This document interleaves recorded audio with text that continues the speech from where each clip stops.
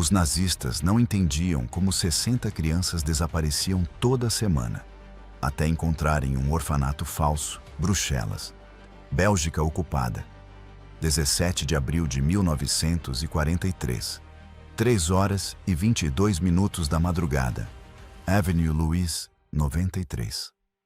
O Obersturmführer Klaus Barth liderava uma batida de emergência com 12 agentes da Gestapo, cercando um edifício de 4 andares que, oficialmente, era o Orfanato Saint-Michel para crianças abandonadas. Mas, segundo relatórios de inteligência acumulados ao longo de 6 meses, aquilo era outra coisa.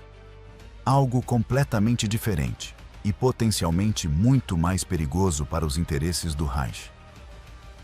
Barth passara as últimas 18 semanas investigando uma anomalia estatística que o obcecava profissionalmente. Toda semana, entre 50 e 70 crianças judias que deveriam estar sendo deportadas para campos no leste simplesmente desapareciam dos registros oficiais, sem uma explicação satisfatória. Não estavam mortas, porque não havia certidões de óbito. Não estavam em guetos, porque as listas eram verificadas com meticulosidade. Não estavam escondidas em casas particulares, porque as batidas constantes teriam encontrado números assim. Elas apenas se evaporavam, como se nunca tivessem existido. E Barth, que trabalhara por 2 anos na burocracia das deportações, sabia que números não mentem, mas pessoas mentem o tempo todo para proteger números. Então, quando finalmente um informante belga mencionou que o orfanato Saint-Michel processava quantidades suspeitamente grandes de crianças, considerando o seu tamanho modesto, Barth soube na hora que tinha encontrado a resposta. O que Barth não sabia, enquanto seus homens arrombavam a porta principal com um ariete de aço exatamente às 3 horas e 24 minutos, o que nenhum oficial nazista na Bélgica havia descoberto, apesar de 2 anos de ocupação sistemática, era que o orfanato Saint-Michel não era de fato um orfanato, e sim uma gigantesca estação de trânsito de uma rede de resgate que já havia salvado cerca de 4.000 crianças judias desde agosto de 1941. E essa rede não era operada por resistentes militares treinados, nem por agentes de inteligência aliados, mas por uma freira católica de 42 anos, chamada Irmã Marie Henriette, que nunca havia quebrado nenhuma lei na vida. Até que os nazistas lhe deram motivos morais absolutos para se tornar a falsificadora de documentos mais prolífica de toda a Bélgica ocupada. E quando Barth subisse as escadas até o 3º andar, naquela madrugada de abril, descobriria algo que desmontaria por completo a sua compreensão de como um sistema de resgate tão vasto poderia funcionar sob vigilância nazista durante quase 2 anos, sem ser detectado até aquele momento. Esta é a história absolutamente verdadeira, confirmada por arquivos do Yad Vashem e por depoimentos de sobreviventes, de como uma freira transformou um orfanato católico real na maior operação de resgate de crianças da Europa Ocidental, de como 4.000 crianças judias foram transformadas em órfãs católicas por meio de documentos falsos tão perfeitos que enganavam até especialistas da Gestapo, de como uma rede de 200 famílias belgas arriscou execução imediata para esconder crianças judias em suas casas por anos, e de como o fracasso nazista em compreender que a compaixão humana pode ser organizada de forma sistemática, quase como uma produção industrial, permitiu que essa operação salvasse milhares de vidas debaixo do nariz deles. Se essa história te comove tanto quanto me comoveu quando encontrei arquivos esquecidos na Biblioteca Real da Bélgica, inscreva-se agora no canal e ative todas as notificações, porque essas narrativas de resistência humanitária durante o Holocausto precisam absolutamente ser preservadas e compartilhadas com cada nova geração que corre o risco de esquecer. cada inscrito nos permite continuar essa investigação histórica profunda, trazendo histórias que com frequência são apagadas por versões oficiais simplificadas. E deixe um comentário me dizendo se você já conhecia essa história, porque precisamos conversar sobre como pessoas comuns conseguem resistir a um mal extraordinário através de uma organização sistemática da compaixão. Parte 1. A Bélgica sob ocupação nazista. A Bélgica caiu diante da Wehrmacht em exatamente 18 dias.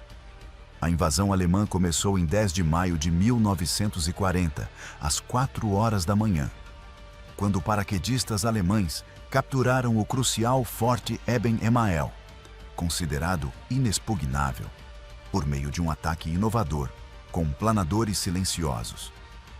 Em 28 de maio, o rei Leopoldo III ordenou a rendição incondicional, enquanto o governo belga fugia para Londres, estabelecendo um governo no exílio. Cerca de 66 mil judeus viviam na Bélgica antes da invasão. 40 mil em Bruxelas, 12 mil em Antuérpia e o restante espalhado por cidades menores. Muitos eram refugiados recentes, que haviam fugido da Alemanha e da Áustria depois de 1933, buscando segurança em um país neutro. Uma neutralidade que se revelou uma ilusão trágica quando os nazistas cruzaram fronteiras que haviam prometido respeitar. A ocupação nazista da Bélgica começou com uma moderação calculada, pensada para minimizar a resistência. Ao contrário da Polônia, onde a brutalidade foi imediata, na Bélgica eles agiram no início corretamente, tentando convencer a população de que a ocupação seria tolerável se todos cooperassem pacificamente. O general Alexander von Falkenhausen foi nomeado governador militar e implantou uma administração que, na superfície, respeitava as leis belgas existentes. As lojas permaneciam abertas, as escolas continuavam funcionando e a vida parecia seguir numa normalidade enganosa, mas pouco a pouco, de forma sistemática, as restrições iam aumentando, como água que ferve gradualmente. A rã não salta porque a mudança é quase imperceptível, até se tornar fatal para os judeus belgas. As medidas antijudaicas começaram em outubro de 1940, com um decreto exigindo o registro obrigatório de todos os judeus junto às autoridades locais, sob pena de prisão. Cerca de 57 mil judeus se registraram obedientemente, porque a maioria ainda acreditava que as instituições legais os protegeriam. Esse registro deu aos nazistas a lista completa e perfeita das futuras vítimas. Em maio de 1941, os judeus foram proibidos de exercer profissões específicas: advogados, médicos, professores, jornalistas. Em junho de 1941, empresas judaicas foram confiscadas pelo processo chamado arianização.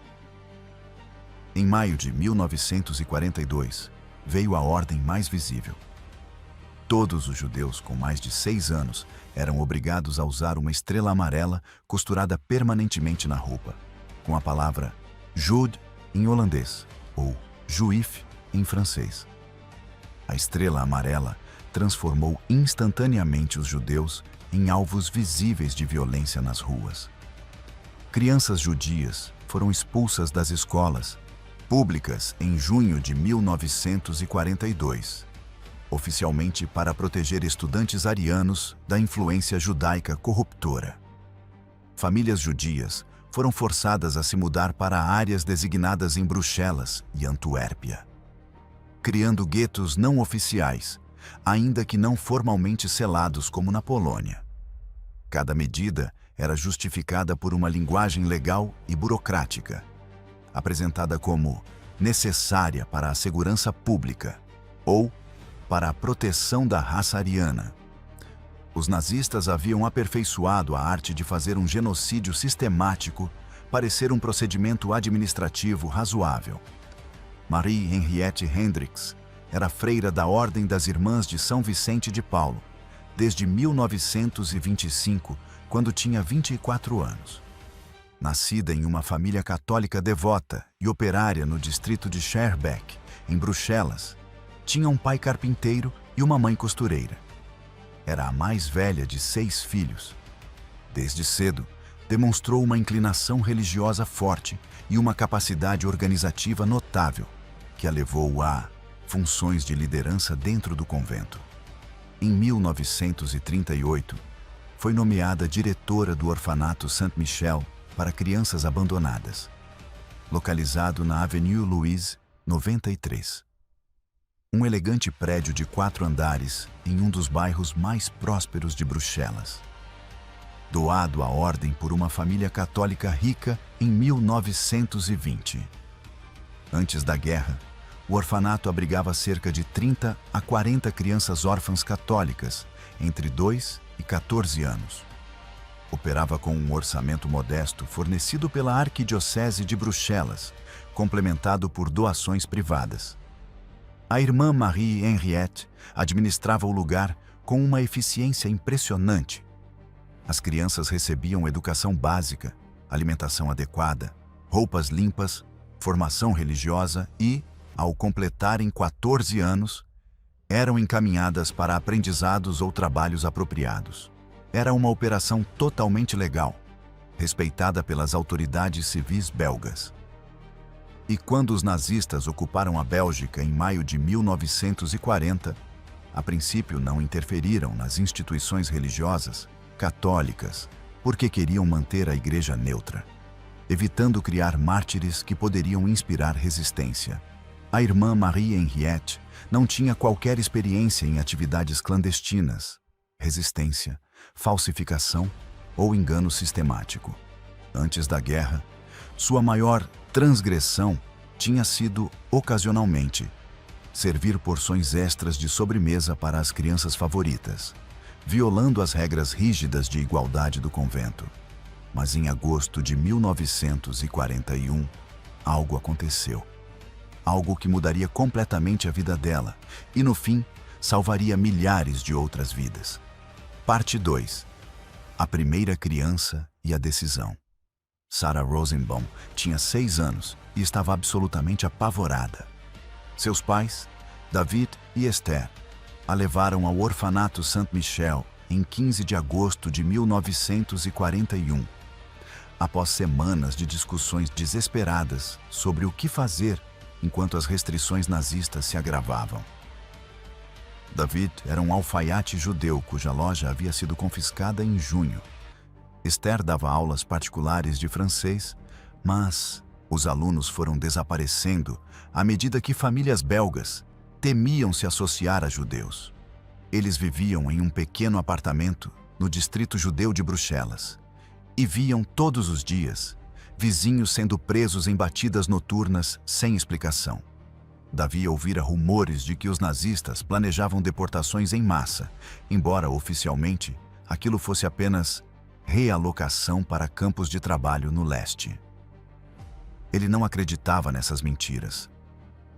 Havia lido relatos de refugiados alemães sobre campos de concentração e sabia que campo de trabalho era um eufemismo para algo muito pior.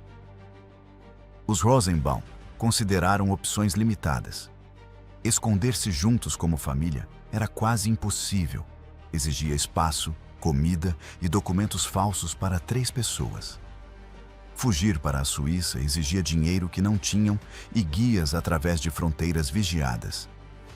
Talvez, no entanto, pudessem salvar Sarah separando-se dela temporariamente até a guerra acabar. O que todos, com otimismo desesperado, acreditavam que seria logo.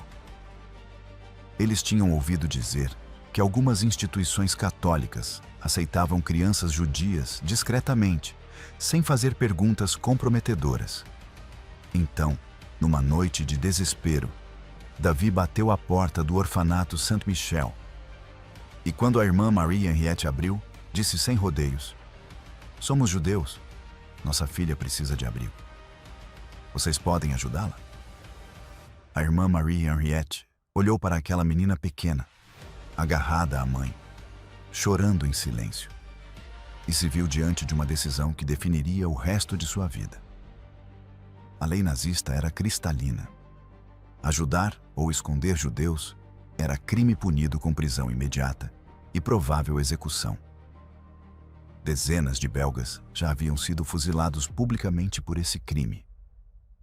Se aceitasse Sarah, colocaria em risco não apenas a própria vida, mas também a vida das outras freiras e das 35 crianças órfãs católicas já sob seus cuidados. Qualquer pessoa razoável teria recusado com tristeza genuína, dizendo que era perigoso demais. Mas a irmã Marie Henriette respondeu sem hesitar: "Claro que podemos ajudá-la. Deixem-na aqui, ela vai estar segura." E aquela decisão aparentemente simples, tomada em 30 segundos em agosto de 1941, acabaria se expandindo em uma operação que salvaria 4.000 crianças nos 4 anos seguintes. David e Esther se despediram da filha naquela noite, sem saber que nunca mais a veriam. Ambos foram presos numa grande batida em setembro de 1942 e deportados para Auschwitz, onde foram assassinados na câmara de gás em outubro de 1942. Mas Sarah sobreviveu à guerra escondida dentro do sistema que a irmã Marie Henriette estava prestes a construir. O problema imediato era que Sarah era obviamente judia. O sobrenome Rosenbaum era inconfundível. Ela não tinha certificado de batismo católico. Falava Yiddish com os pais e não conhecia orações católicas básicas. Se inspetores nazistas visitassem o orfanato, o que acontecia ocasionalmente, para garantir que instituições católicas não estivessem recebendo fundos ilegais do governo no exílio em Londres, Sarah seria identificada na hora, resultando na prisão dela e de todas as freiras. A irmã Marie Henriette precisava transformar Sarah Rosenbaum em uma órfã católica convincente. E para isso, precisava de documentos falsos perfeitos, capazes de enganar burocratas nazistas treinados para detectar falsificações. Ela não tinha nenhuma experiência em falsificar documentos, mas possuía algo potencialmente mais valioso: acesso aos registros autênticos de batismo de toda a Arquidiocese de Bruxelas, guardados nos arquivos da catedral.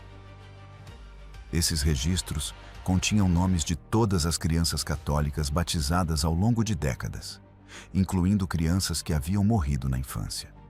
Numa noite de setembro de 1941, a irmã Marie Henriette foi aos arquivos. Nós tinha acesso legítimo como diretora do orfanato e procurou, meticulosamente, certidões de batismo de meninas que haviam morrido mais ou menos na idade que Sarah teria agora. Ela encontrou a certidão de Marie-Claire Dubois, batizada em 12 de março de 1935 e morta de escarlatina em julho de 1936, aos 18 meses.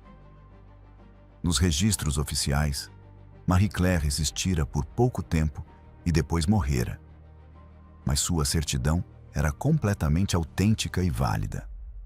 A irmã Marie Henriette simplesmente copiou a certidão de batismo de Marie-Claire Dubois, usando o papel oficial da igreja, ao qual ela tinha acesso legítimo.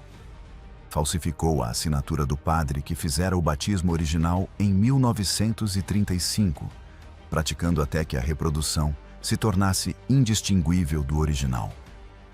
E declarou que Sarah Rosenbaum agora era, oficialmente, Marie-Claire Dubois, uma órfã católica de 6 anos cujos pais haviam morrido num bombardeio alemão em maio de 1940. A história era perfeitamente verificável.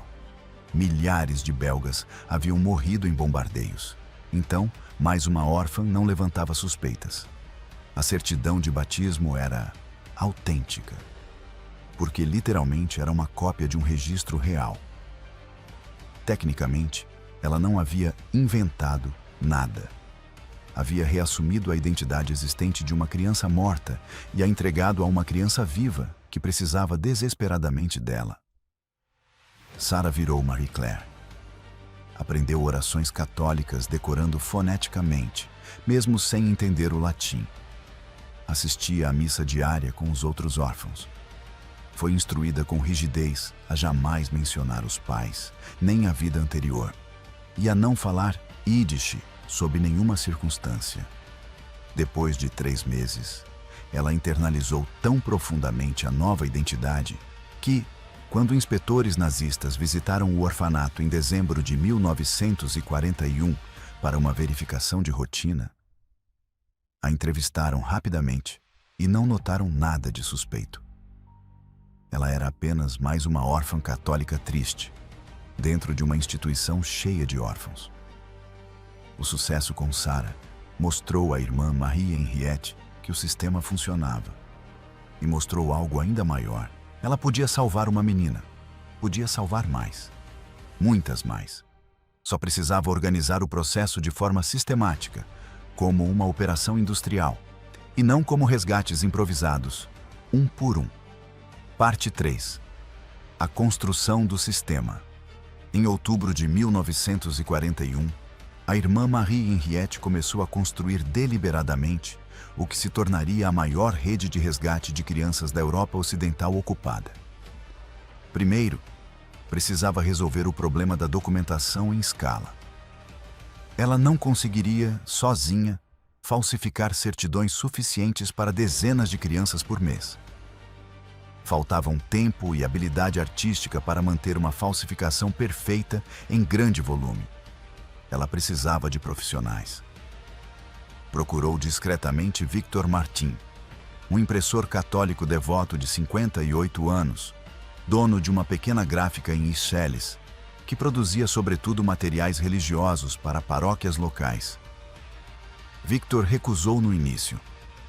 O risco era literalmente a vida dele e da família. Mas a irmã Marie Henriette o convenceu com um argumento simples. Se você não ajudar, essas crianças vão morrer. Você sabe exatamente para onde os nazistas enviam os judeus deportados. Você consegue viver sabendo que tinha a habilidade de salvar crianças e escolheu não fazer por medo? Victor aceitou e se tornou o principal falsificador da operação. Produziu certidões de batismo, certidões de nascimento, carteiras de identidade, cartões de racionamento. Qualquer documento necessário para transformar crianças judias em cidadãos belgas católicos legítimos. Seu trabalho era extraordinariamente profissional. Ele usava papel adequado obtido por contatos na administração municipal, reproduzia selos oficiais com perfeição, usando técnicas especializadas de impressão, falsificava assinaturas de dezenas de padres e funcionários diferentes para evitar padrões detectáveis. Um inspetor experiente, analisando esses documentos individualmente, não conseguiria perceber que eram falsos, porque, tecnicamente, muitos elementos eram autênticos, apenas reassociados de pessoas mortas para pessoas vivas. Segundo, a irmã Marie Henriette precisava ampliar a capacidade do Saint-Michel. O prédio comportava, fisicamente, no máximo 50 a 60 crianças, sem levantar suspeitas de superlotação. Mas, se a operação pretendia salvar centenas ou milhares, era preciso ter outros lugares, onde as crianças pudessem ser escondidas de forma permanente após receberem documentos falsos. Então ela começou a recrutar famílias católicas belgas, dispostas a acolher crianças judias em casa, fingindo que eram parentes distantes ou crianças evacuadas de cidades bombardeadas. O recrutamento era perigosíssimo. Qualquer família que recusasse poderia denunciar. Por isso, ela desenvolveu um método cuidadoso. Identificava famílias católicas devotas que iam à missa regularmente. Observava-as por semanas, avaliando caráter e postura. Só então se aproximava com discrição, geralmente, após a missa de domingo, numa conversa privada na sacristia. Ela explicava diretamente que crianças judias precisavam de abrigo e perguntava se estariam dispostos a ajudar, entendendo plenamente o risco. Surpreendentemente, cerca de 60% das famílias contatadas aceitavam, apesar do perigo mortal. No fim de 1941, ela havia recrutado cerca de 40 famílias, formando a rede inicial. No fim de 1942, esse número já era 120. Eventualmente, mais de 200 famílias belgas participariam, arriscando a própria execução para salvar crianças que nunca tinham visto antes. Terceiro, ela precisava criar procedimentos padronizados para processar crianças com eficiência. O processo funcionava assim. Famílias judias desesperadas chegavam até ela por uma rede informal de indicações boca a boca. Ela entrevistava os pais para confirmar que eram reais e não infiltrados nazistas. Se aceitasse a criança, os pais a deixavam no Saint-Michel, geralmente à noite, para reduzir visibilidade. A criança recebia imediatamente documentos falsos preparados por Victor Martin, usando a identidade de uma criança católica morta de idade e sexo semelhantes. Nas semanas seguintes, 2 a 4, a criança era treinada intensivamente para ser católica. Memorizava orações específicas, aprendia o ritual da missa, praticava a nova história pessoal até conseguir recitá-la de forma convincente, sem hesitar. Depois, era transferida para uma família católica belga, onde ficaria por meses ou anos fingindo ser parente. O Saint-Michel funcionava como estação de trânsito, não como abrigo permanente, porque manter dezenas de crianças judias fixas no mesmo prédio era arriscado demais. A estadia média era de 18 dias. Assim, em qualquer momento, o orfanato abrigava 20 a 30 crianças em transformação, enquanto oficialmente informava às autoridades nazistas apenas 35 órfãos católicos permanentes. Os números nunca batiam perfeitamente, mas as discrepâncias eram pequenas o suficiente para que inspeções casuais não detectassem anomalias. E, como era uma instituição religiosa respeitada, os nazistas inspecionavam com menos frequência do que instituições civis. Quarto, ela precisava de financiamento, porque a operação era caríssima. Era necessário alimentar, vestir e hospedar temporariamente dezenas de crianças por mês. As famílias de acolhimento precisavam de algum apoio financeiro, porque alimentar mais uma criança na Bélgica ocupada com comida racionada era um peso econômico real. Victor precisava de dinheiro para comprar papel e materiais no mercado negro. Tudo custava cerca de 15 mil francos belgas por semana, o equivalente a 30 mil dólares de hoje. A irmã Marie Henriette organizou doações de católicos belgas ricos, muitos movidos por compaixão genuína, alguns por culpa, por não fazerem nada além disso. Ela também recebeu fundos de organizações judaicas clandestinas na Bélgica e verbas do governo belga, no exílio, canalizadas por agentes de inteligência britânicos. Em janeiro de 1942, o sistema já estava plenamente operacional, funcionando com uma eficiência quase industrial. Cerca de 50 a 70 crianças eram processadas por mês. Cada criança entrava como uma judia perseguida e saía como uma belga católica legítima, com documentação perfeita e família de acolhimento. Era uma transformação quase mágica, que os nazistas não conseguiam entender, porque presumiam que apenas grandes operações governamentais poderiam falsificar documentos nessa escala.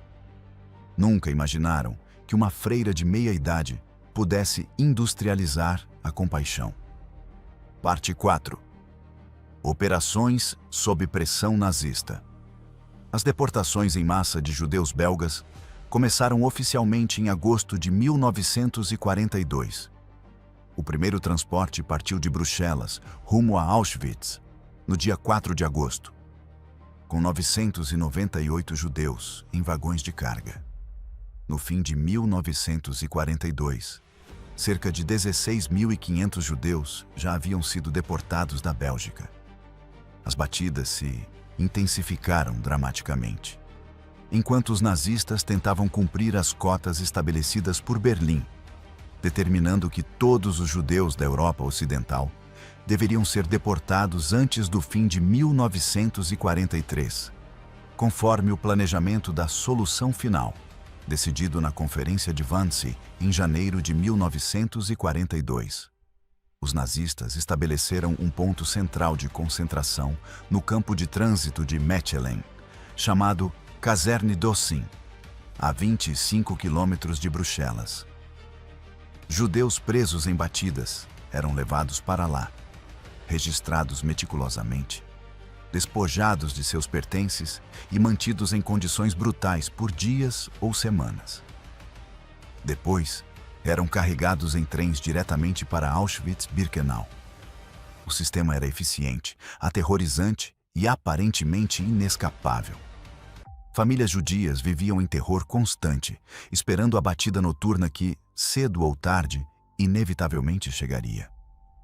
Para famílias judias com crianças, a situação era uma desesperança multiplicada, porque elas sabiam que crianças pequenas eram assassinadas imediatamente ao chegar a Auschwitz. Não havia ilusão de campos de trabalho para crianças menores de 12 anos.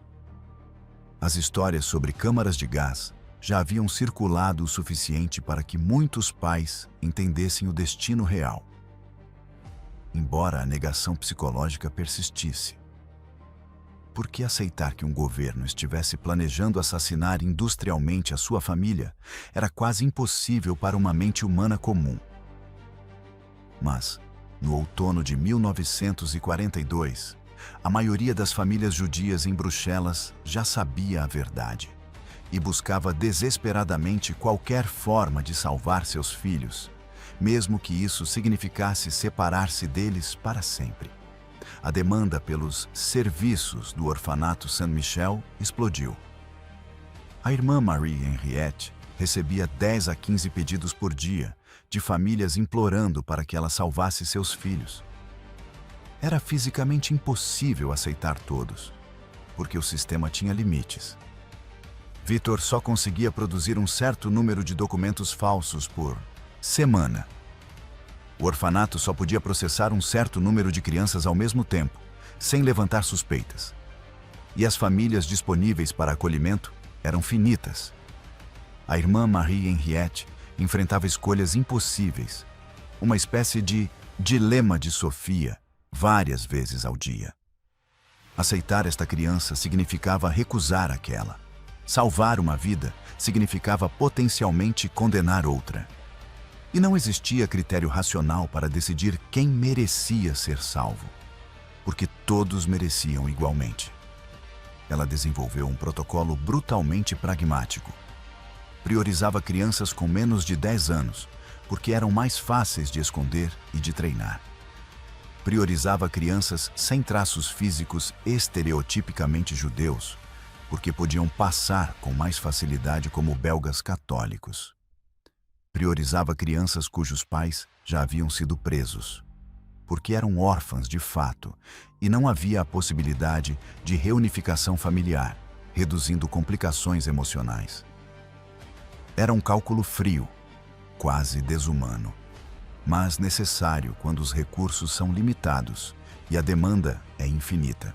Os nazistas aumentaram a vigilância sobre instituições religiosas no outono de 1942, depois que a inteligência alemã detectou que organizações católicas estavam envolvidas em atividades de resistência.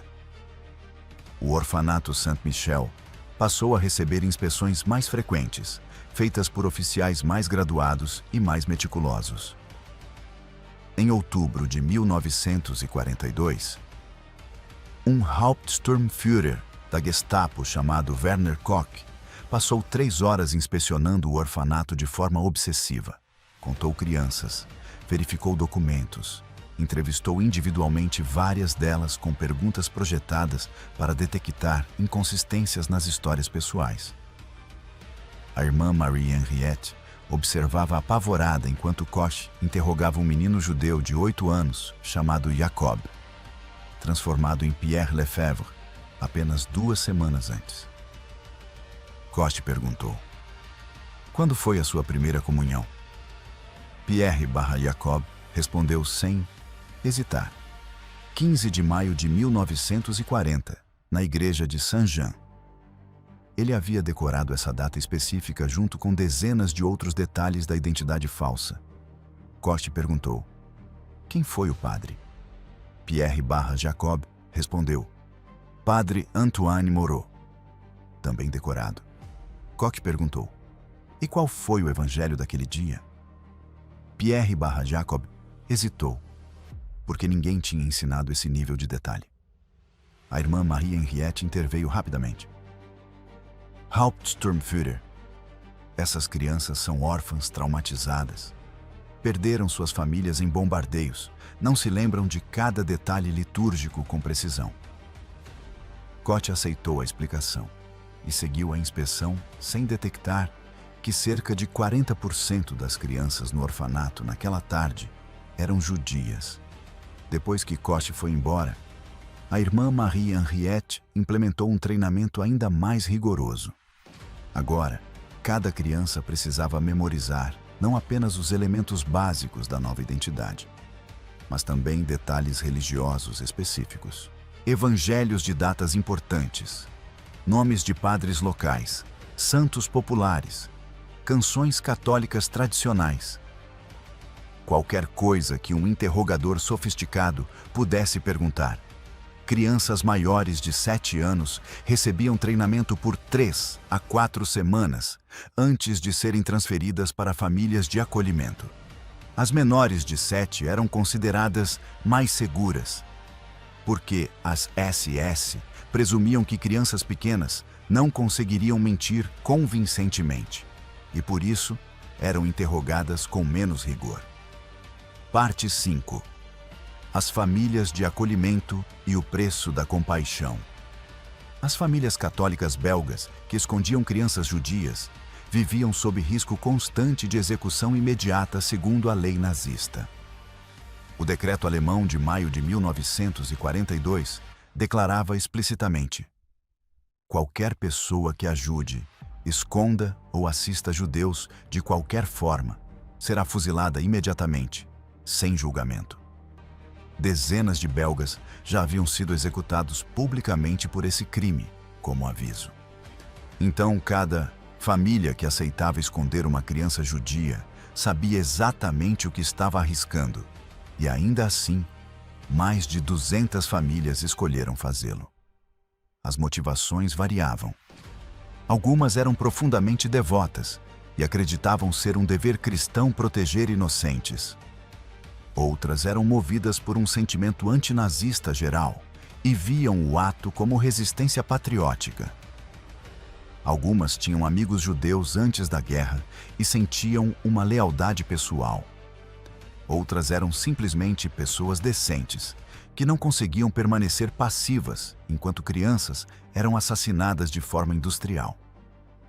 Mas todas compartilhavam uma disposição rara: arriscar tudo por estranhos. E esse cálculo moral é extraordinário, porque a maioria dos seres humanos, de forma racional, prioriza a própria sobrevivência e a da família acima da sobrevivência de desconhecidos. A família Dumont, no subúrbio de Etterbeek, escondeu sucessivamente 7 crianças judias durante a guerra. Henri Dumont era professor. Sua esposa, Claire, dona de casa. Eles tinham 3 filhos, de 8, 11 e 14 anos. Aceitaram a primeira criança judia, Rebecca, de 6 anos, rebatizada como Marie, com documentos falsos, em janeiro de 1943. Quando vizinhos curiosos perguntavam quem era aquela menina nova, Claire dizia que era uma sobrinha de uma cidade bombardeada, evacuada temporariamente. Rebecca/Marie viveu com os Dumont por 2 anos e meio, até a libertação em setembro de 1944. Aprendeu a agir perfeitamente como uma católica belga. Ia à missa todo domingo, respondia perguntas de vizinhos sem hesitar e jamais mencionava a família real ou a vida anterior.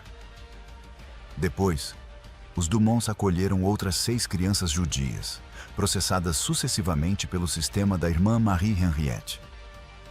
Algumas ficaram por meses, outras por anos, dependendo das circunstâncias. Claire Dumont, mais tarde, lembraria o estresse permanente. Cada vez que ouvíamos batidas fortes na porta, meu coração parava.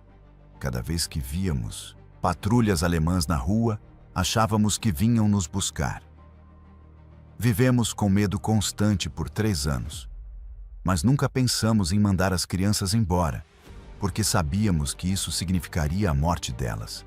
Então aprendemos a viver com o medo como um companheiro constante. A família de Wild, no subúrbio de Uccle, escondeu gêmeos judeus de 4 anos, David e Daniel, rebatizados como Jacques e Jean Dubois, em março de 1943. Os gêmeos eram particularmente desafiadores, porque eram pequenos demais para compreender plenamente a necessidade de manter as identidades falsas. Às vezes mencionavam Mamãe Rachel antes de se corrigirem. Jean de Wild e sua esposa, Marguerite, precisavam estar constantemente alertas para evitar que eles revelassem, sem querer, a verdade. Certa tarde, um vizinho colaboracionista apareceu sem aviso e perguntou casualmente a um dos gêmeos: "Qual é o nome da sua mãe?" O menino de 4 anos quase respondeu: "Rachel." Mas Marguerite interveio rapidamente. "A mãe deles era minha irmã, que morreu num bombardeio. Essas crianças estão traumatizadas. Por favor, não as interrogue sobre a perda." O vizinho aceitou a explicação, mas a família passou dias em pânico, temendo que suspeitas tivessem sido levantadas. Algumas famílias foram descobertas, com consequências devastadoras.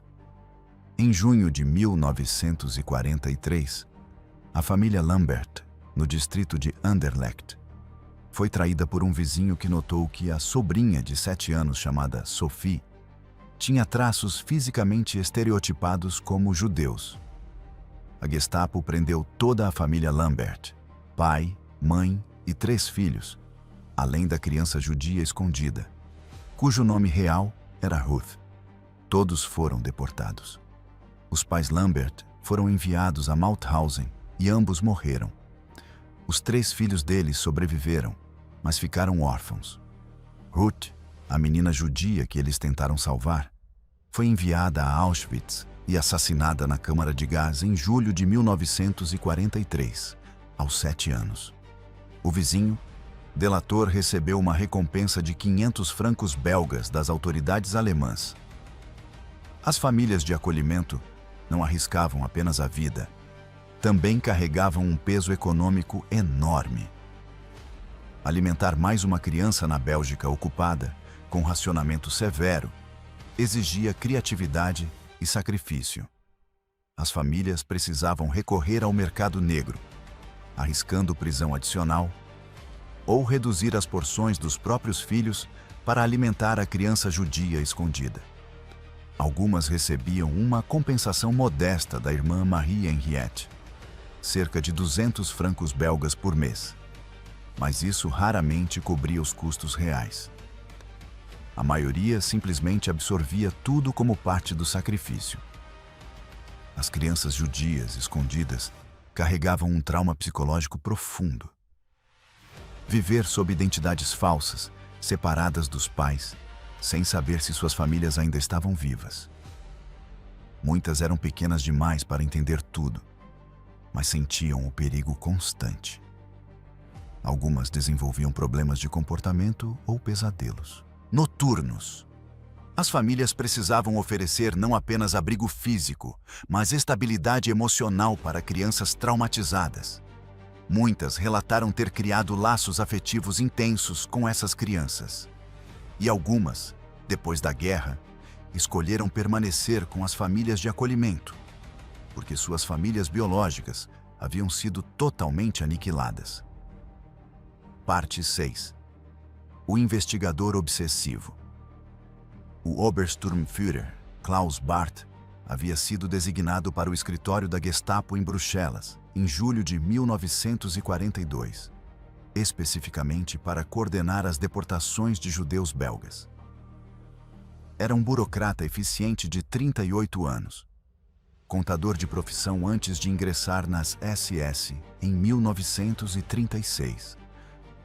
Sua especialidade era análise estatística e detecção de anomalias em sistemas burocráticos complexos. Já havia trabalhado na França ocupada, otimizando os mecanismos de deportação por lá. Os superiores de Barth o consideravam valioso justamente porque ele tratava deportações como um problema logístico e não como uma questão moral. Conseguia discutir como maximizar o número de judeus deportados com a mesma frieza com que outro burocrata discutiria a otimização de entregas de correspondência. Em outubro de 1942, Barth notou uma anomalia inquietante em suas estatísticas. Segundo os registros oficiais, cerca de 65 mil judeus viviam na Bélgica no início da ocupação. Até outubro de 1942, aproximadamente 17 mil haviam sido deportados com sucesso. Mas quando Barth calculava quantos judeus deveriam permanecer no país, os números não fechavam. Faltavam cerca de 4.000 a 5.000 pessoas. Elas não apareciam nos registros de deportação, não apareciam nos registros de morte. Não estavam registradas como tendo escapado pelas fronteiras. Simplesmente haviam sumido dos registros oficiais, como se nunca tivessem existido. Barth, no início, presumiu erros burocráticos. Talvez o registro inicial de 1940 estivesse errado. Talvez alguns judeus tivessem fugido antes de existirem controles adequados. Talvez certidões de óbito tivessem sido arquivadas de forma equivocada. Passou 3 meses verificando meticulosamente documentos. E cada verificação confirmava que a anomalia era real. Milhares de judeus, especialmente crianças, estavam desaparecendo de forma sistemática. Quando Barth analisou os dados demográficos, encontrou um padrão específico. A taxa de desaparecimento era muito maior entre crianças com menos de 12 anos. Cerca de 60 crianças judias sumiam dos registros todas as semanas desde agosto de 1941. Isso não podia ser coincidência nem erro administrativo. Era claramente uma operação organizada e sistemática de resgate, funcionando havia mais de 1 ano sob vigilância nazista. Barth se sentiu profissionalmente humilhado por uma operação desse tamanho poder existir sem que ele a detectasse. E a partir daí, ficou obcecado em encontrá-la. Destinou uma equipe de 6 agentes da Gestapo exclusivamente para investigar os desaparecimentos. Implementou um sistema em que cada criança judia reportada como desaparecida era investigada individualmente. Entrevistavam vizinhos, checavam registros escolares, interrogavam conhecidos. A maioria das investigações terminava em becos sem saída, mas, de vez em quando, surgia uma pista.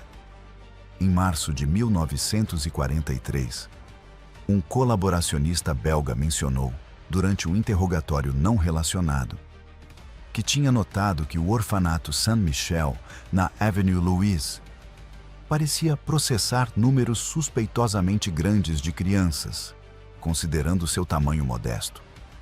Ele não tinha prova concreta, apenas uma observação casual de que crianças entravam e saíam em quantidade maior do que os cerca de 35 órfãos que a instituição dizia abrigar oficialmente. Barth ordenou imediatamente uma vigilância discreta do orfanato Saint-Michel. Agentes da Gestapo, vestidos como civis belgas, observaram o prédio por 4 semanas, entre março e abril de 1943. Fotografaram cada criança que entrava e saía. Contaram os números com precisão doentia. Os resultados confirmaram as suspeitas. Em 4 semanas de vigilância, 47 crianças diferentes entraram no orfanato, mas apenas 31 saíram. Isso significava que 16 crianças haviam entrado e sumido sem sair pela porta principal, que estava sendo monitorada. Ou o orfanato tinha uma saída traseira não observada, o que a verificação mostrou não existir. Ou as crianças estavam sendo disfarçadas ao sair, tornando-se irreconhecíveis nas fotos. Bart ordenou uma investigação completa dos registros do orfanato Saint-Michel, arquivados nos escritórios administrativos municipais. Descobriu que o orfanato reportava consistentemente abrigar cerca de 35 órfãos. Mas os nomes desses órfãos mudavam com frequência. Crianças listadas como residentes em janeiro não apareciam mais em março, e novos nomes surgiam no lugar. Em abril de 1943, Bart concluiu com certeza que o orfanato Saint-Michel era a principal estação de trânsito de uma rede de resgate que operava havia quase 2 anos. Calculou que, com base nas taxas de processamento observadas, a operação provavelmente já havia salvado milhares de crianças judias. Por um instante, ficou quase impressionado com a audácia e a eficiência, até lembrar que seu trabalho era destruí-la. Ordenou uma batida massiva para 17 de abril de 1943, às 3 horas da manhã, quando todos estariam dormindo, minimizando a chance de resistência ou fuga. Parte 7. A batida de 17 de abril. Às 3h22 da madrugada de 17 de abril de 1943, 12 agentes da Gestapo liderados por Bart arrombaram a porta principal do orfanato Saint-Michel com um ariete de aço. Imediatamente se espalharam pelo prédio de 4 andares, gritando em alemão e francês: "Ninguém se mexe! Este edifício está sob prisão." As freiras e as crianças foram acordadas bruscamente por botas pesadas, subindo as escadas e ordens berradas. A irmã Marie Henriette desceu do 3º andar, onde ficava seu quarto, e encontrou Bart no saguão principal cercado por seus agentes. Ela encenou uma confusão perfeita. O que significa isso? Somos uma instituição religiosa católica. Por que invadem aqui no meio da noite, aterrorizando crianças órfãs? Bart respondeu friamente em francês fluente: "Irmã, estamos investigando esta instituição há meses. Sabemos que ela está operando uma rede ilegal de resgate de crianças judias. Será mais fácil para todos se a senhora cooperar plenamente agora." A irmã Marie Henriette negou tudo, com uma indignação convincente. "Isso é absolutamente falso. Todas as crianças aqui são órfãs católicas belgas, com documentação adequada. O senhor pode verificar nossos registros." Bart respondeu: "É exatamente o que pretendo fazer." Os agentes da Gestapo passaram as 6 horas seguintes realizando a inspeção mais meticulosa já feita no orfanato. Contaram cada criança presente. Havia exatamente 43 crianças naquela noite. Verificaram a documentação de cada uma, comparando com registros trazidos dos arquivos municipais. Interrogaram individualmente cada criança, com perguntas sobre família, história pessoal e conhecimento religioso.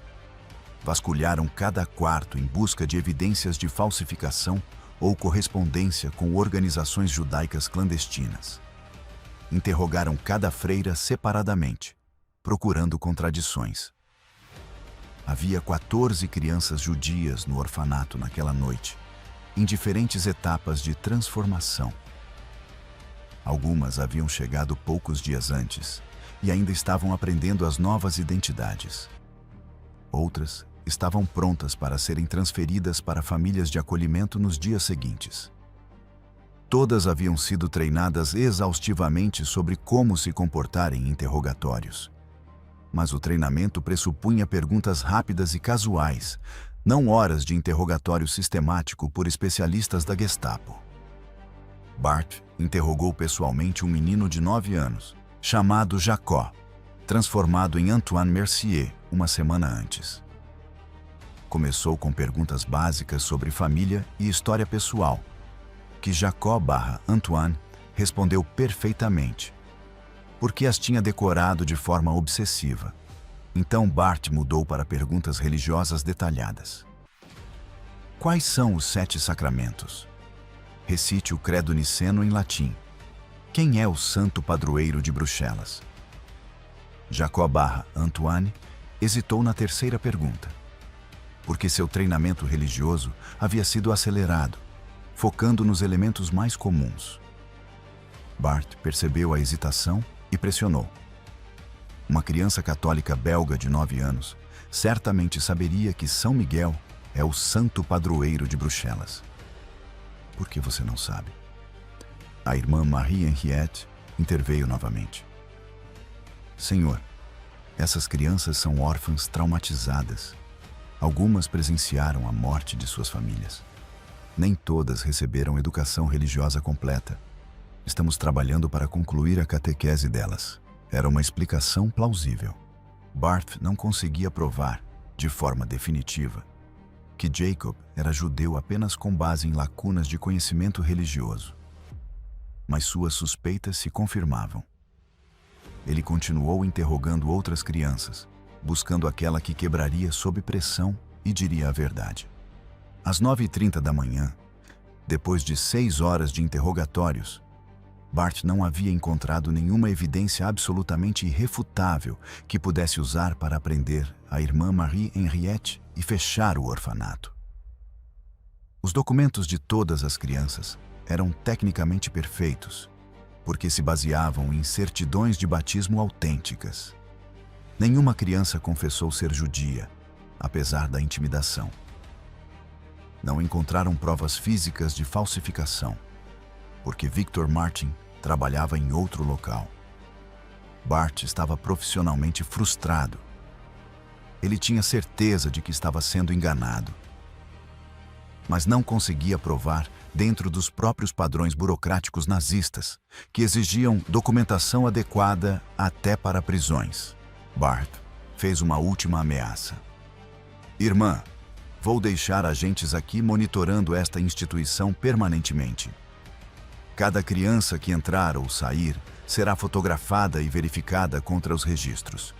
Se eu descobrir qualquer irregularidade, voltarei e prenderei todos. Em seguida, foi embora com seus homens, deixando a irmã Marie-Henriette e as crianças aterrorizados, mas, tecnicamente, livres. Parte 8. Adaptação e sobrevivência. Depois da batida de abril de 1943, a irmã Marie-Henriette sabia que o orfanato Saint-Michel estava comprometido. A vigilância constante tornava impossível continuar operando como principal estação de trânsito. Mas interromper a operação por completo significaria condenar à morte centenas de crianças judias que ainda poderiam ser salvas. Então ela decidiu adaptar o sistema. Espalhar o risco, descentralizar o funcionamento, transformar um centro em uma rede de pequenos centros. Ela estabeleceu 5 orfanatos satélites adicionais nos subúrbios de Bruxelas, operados por outras ordens religiosas católicas cuidadosamente recrutadas. Cada orfanato satélite operava de forma independente, processando de 8 a 12 crianças por mês. Se um fosse descoberto, os outros continuariam funcionando. Victor Martin expandiu a produção, treinando mais 2 falsificadores para dividir a carga. A rede de famílias de acolhimento cresceu para mais de 250 famílias no outono de 1943, criando mais capacidade para absorver crianças. O sistema adaptado era mais seguro, mas menos eficiente. Processar cada criança agora levava de 4 a 6 semanas, em vez de 2 a 3, por causa das precauções adicionais. O volume mensal caiu de 60 a 70 crianças para cerca de 40 a 45, porque a vigilância nazista intensificada tornava tudo mais difícil. Mesmo assim, a rede continuou funcionando, salvando vidas mês após mês, enquanto a máquina de deportação nazista enviava dezenas de milhares de judeus belgas para Auschwitz. Entre abril de 1943 e setembro de 1944, a rede salvou cerca de 1.800 crianças adicionais, além das aproximadamente 2.200 já salvas antes de abril de 1943. O total chegaria a cerca de 4.000 crianças resgatadas ao longo de 4 anos. Cada criança salva era uma vitória contra um sistema desenhado especificamente para exterminar judeus com eficiência. Os nazistas haviam construído a máquina de morte mais eficiente já criada por seres humanos. E ainda assim, uma freira com uma rede de voluntários compassivos conseguiu salvar milhares por meio de uma organização igualmente sistemática da compaixão. O colaboracionista que havia denunciado o orfanato Saint-Michel, Abarth, foi identificado pela resistência belga em maio de 1943. Foi executado pelos resistentes em junho de 1943, com uma nota deixada no corpo. Traiu crianças inocentes. Pagou o preço apropriado. Os nazistas prenderam 3 resistentes suspeitos e os executaram publicamente como represália, mas nunca identificaram os assassinos reais. A resistência belga geralmente evitava a violência, porque provocava represálias brutais, mas abriu exceção para colaboracionistas que traíam crianças judias. As deportações de judeus belgas continuaram até julho de 1944. O último transporte partiu de Mechelen para Auschwitz em 31 de julho de 1944, levando 563 judeus. No total, cerca de 25.000 judeus foram deportados da Bélgica durante a ocupação nazista. Desses, aproximadamente 24.000 foram assassinados nos campos de extermínio, principalmente Auschwitz-Birkenau. Apenas cerca de 1.200 sobreviveram. A taxa de mortalidade de 96% foi uma das mais altas da Europa Ocidental.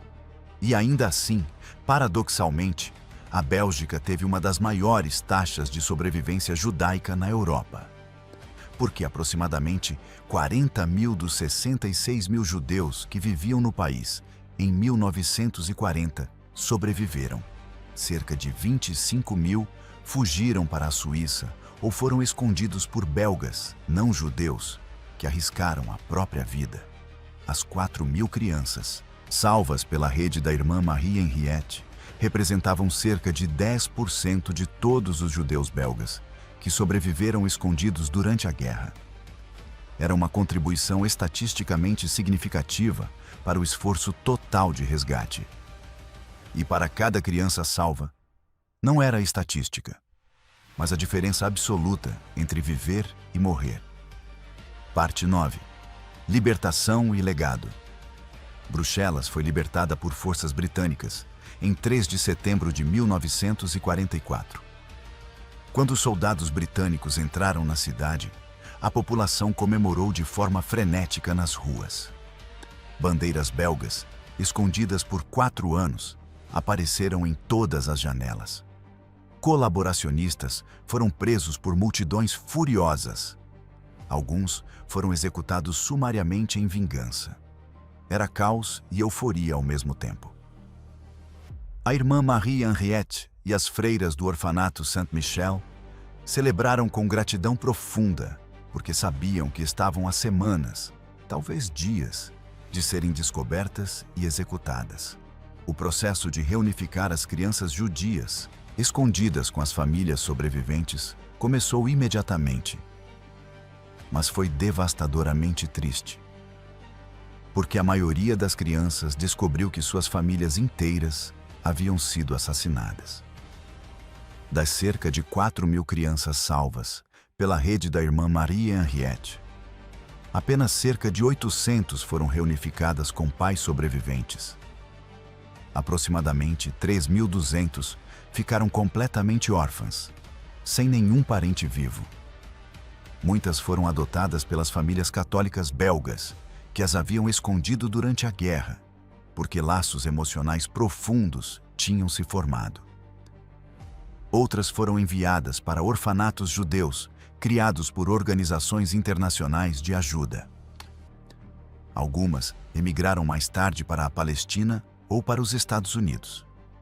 Sarah Rosenbaum, a primeira menina salva pela irmã Marie Henriette em agosto de 1941, sobreviveu à guerra e foi adotada pela família De Wilde, que a havia escondido por 2 anos.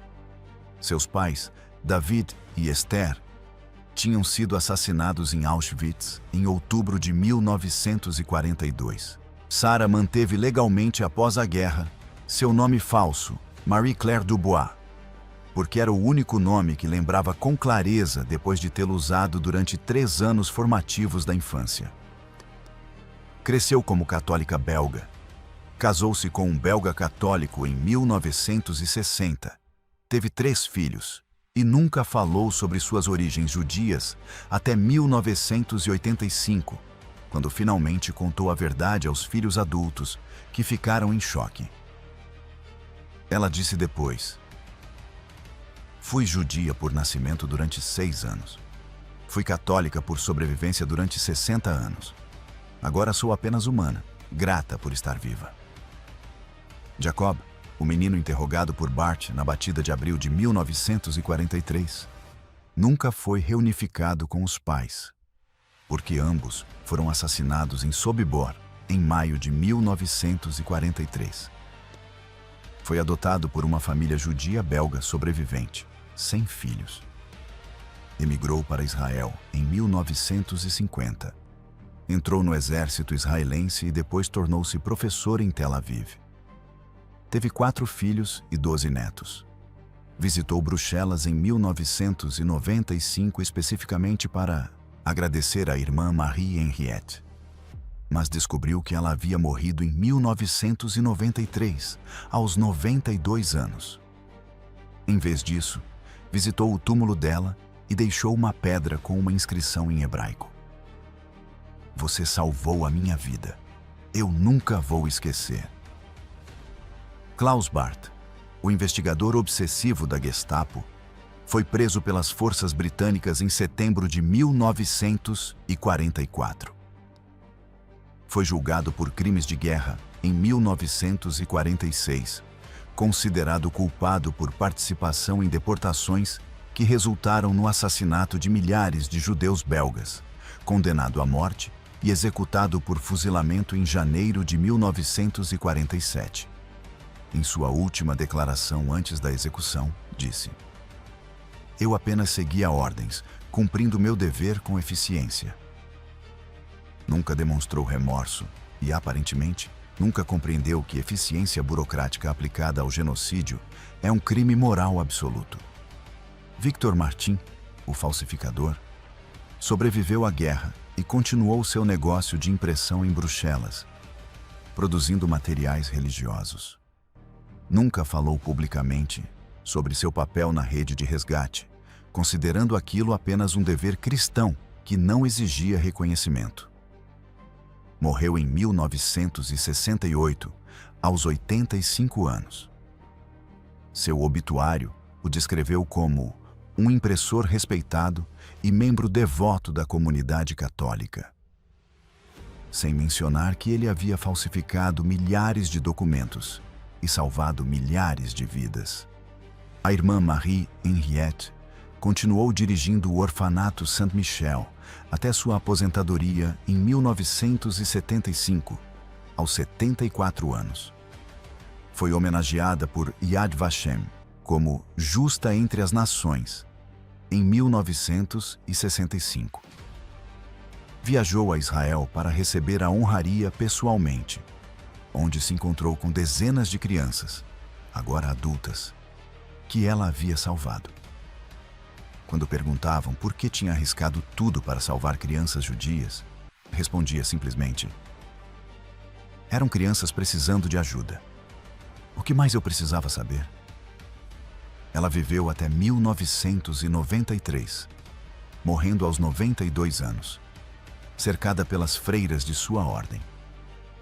Seu funeral foi acompanhado por mais de 300 sobreviventes judeus e seus descendentes, que existiam apenas porque ela havia escolhido agir quando tantos permaneceram passivos.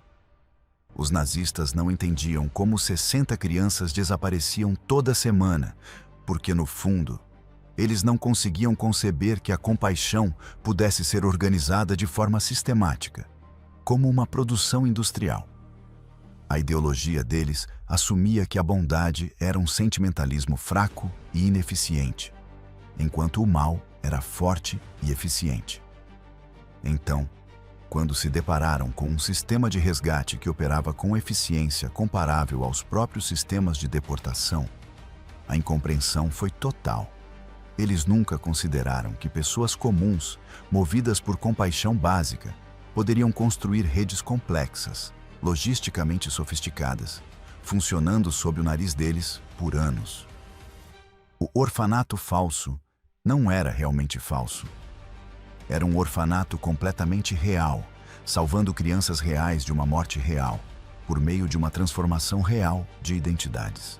O que era falso era a suposição nazista de que haviam construído um sistema inescapável, no qual os judeus não teriam outra opção senão morrer.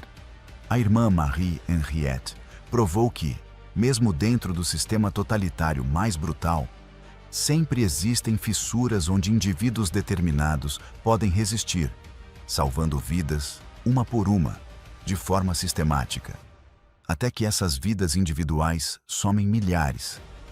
Hoje, o orfanato Saint-Michel ainda existe na Avenue Louise 93, em Bruxelas, funcionando como um centro comunitário católico.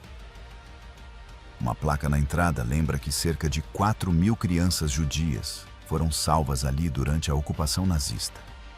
Cada nome representa um universo preservado, uma família que acabou sendo formada, descendentes que, de outra maneira, nunca teriam existido. E todos existem porque uma freira de 42 anos decidiu, em agosto de 1941, que salvar uma menina chamada Sarah era mais importante do que a própria segurança.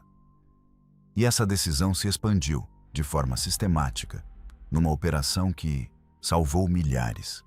Porque a compaixão, assim como a maldade, pode ser organizada industrialmente, se os seres humanos escolherem fazê-lo.